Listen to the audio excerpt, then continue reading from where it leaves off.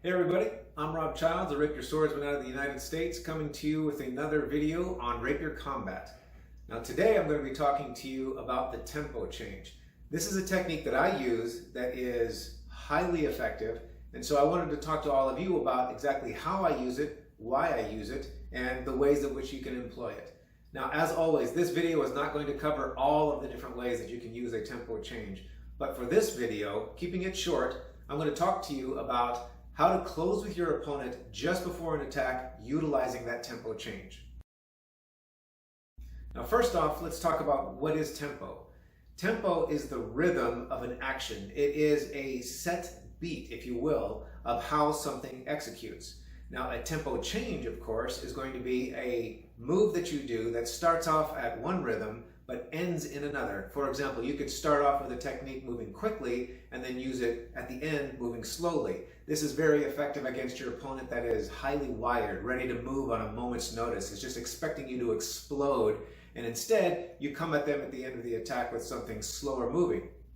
This could be because you want to avoid their parry, any number of reasons. But the one that I use most often is going to be the one that starts off slowly because it allows me to approach my opponent and project calm. People have a tendency to mirror that which they see. So when I do a tempo change, I go from slow to fast. I approach them slowly, it keeps them calm, and then execute the latter part of that attack with the fast motion.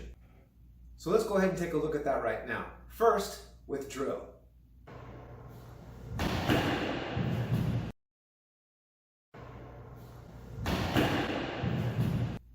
Now what you just saw was me doing the tempo change attack where I start slowly, I take that first step towards my opponent, and I am exuding calm. I am very calm throughout the entire first part of this motion. And then once that back foot comes down, boom, off I go. I am moving at full speed headed towards my opponent. Now what this typically does is it lulls your opponent into a false sense of security.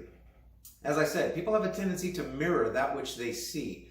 So if I was to come at my opponent and I'm looking agitated, I'm looking like I'm on a hair's trigger, well, that's going to make their defense immediately be turned on the moment I am moving.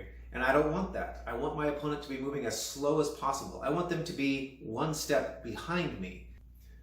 So in the execution of the tempo change, it is you approaching slowly and then executing quickly. So now I want to talk to you about a second way that I use this attack, and it's actually rather effective, and probably of the two different types, this is the one that I use most often. And that is where I will take a slow step towards my opponent, but the moment my front foot touches down, I then from there explode forward into the fast action of my attack. Looks something like this.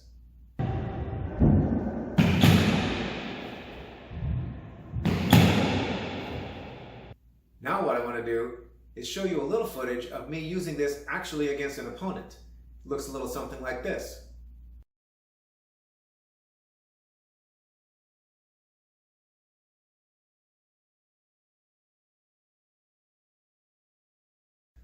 Now, as I said, there are a myriad of ways that you can use a tempo change technique within the midst of any attack that you're doing.